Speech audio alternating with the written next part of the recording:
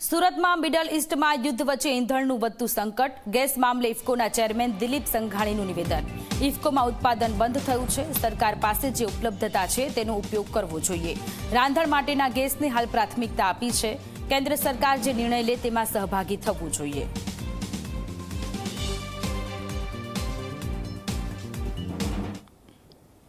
સમગ્ર દેશમાં જે રીતે કોમર્શિયલ ગેસની અછત સર્જાય છે, ત્યારબાદ દિલીપ સંઘાણી સુરતમાં આવ્યા છે। જી સર, સમગ્ર દેશમાં કોમર્શિયલ ગેસને લઈને અછત જે રીતે વર્તાય છે, શું કહેશો? ગેસની અછત એ ભારત સરકાર કે ભારતનો વિષય નથી। આંતરરાષ્ટ્રીય ક્ષેત્રે જે યુદ્ધ ચાલી રહ્યું છે, આ યુદ્ધના કારણે ખાડીઓના દેશમાંથી ભારત તરફ આવતી કોઈ પણ રો મટીરિયલ, ગઈકાલે પણ કેટલાક જહાજો તોડી પાડવામાં આવ્યા ખાડી વિસ્તારમાં। તો આ સ્થિતિમાં જે પરિસ્થિતિ સર્જાણી છે એમાં સરકારના માર્ગદર્શન મુજબ આપણે સૌએ શિસ્તબદ્ધ રીતે વર્તવું જોઈએ, જેથી કરીને ઓછી તકલીફો પડે। દક્ષિણ ગુજરાતની 25% હોટલો પર અસર જોવા મળી રહી છે, કેટલીક હોટલો તો બંધ કરવાની નોબત આવી છે।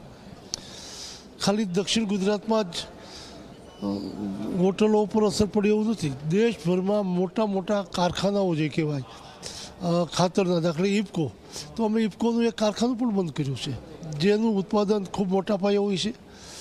એમ ઇફકો નહીં, બાકીની ફેક્ટરીઓ પણ અસરો છે।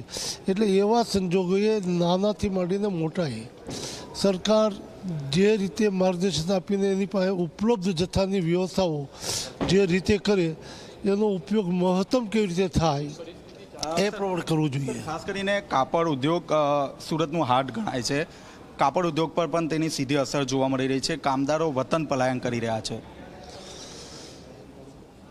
તમે આજે કાપડ કહેશો, ખાતર કહેશો, હોટલ કહેશો, કોઈ પણ ઉદ્યોગમાં ગેસની જરૂરિયાત ઉપયોગ થતો હશે, ત્યાં સાર્વત્રિક રીતે આ અસર આવવાની છે।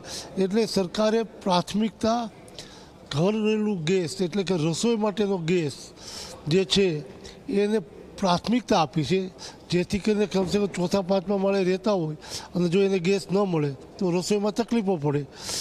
બાકીની વ્યવસ્થાઓ ડીઝલ ક્રૂડ કે જેમાં ઓછી ગાડી વપરાય છે પણ ઘર ચલાવવા માટે ગેસની જરૂર છે, તો સરકાર એને પ્રાયોરિટી આપી રહી છે। સવાલ સર, ખાસ કરીને લોકોને શું અપીલ કરશો અને ખાસ કરીને રાજ્ય સરકારમાં કોઈ આપ રજૂઆત કરશો?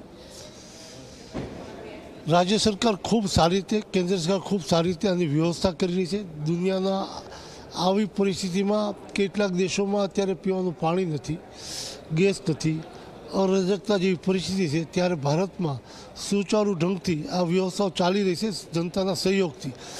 હવેની પરિસ્થિતિ પ્રમાણે સરકાર જે રીતે વ્યૂહાત્મક નિર્ણયો લઈને જનતાની સુવિધા માટે જે વ્યવસ્થા કરે એમાં આપણે સહભાગી બનવું જોઈએ। દિલીપ સંઘાણી જો દ્વારા સ્પષ્ટપણે કહેવામાં આવ્યું છે કે રાજ્ય સરકારમાં પણ રજૂઆત કરવામાં આવશે અને લોકોએ પણ આ જે પરિસ્થિતિ છે તેને સમજવાની જરૂર છે। કેમેરામેન વિજય બેસાણી સાથે ચેતન પટેલ, ઝી મીડિયા, સુરત।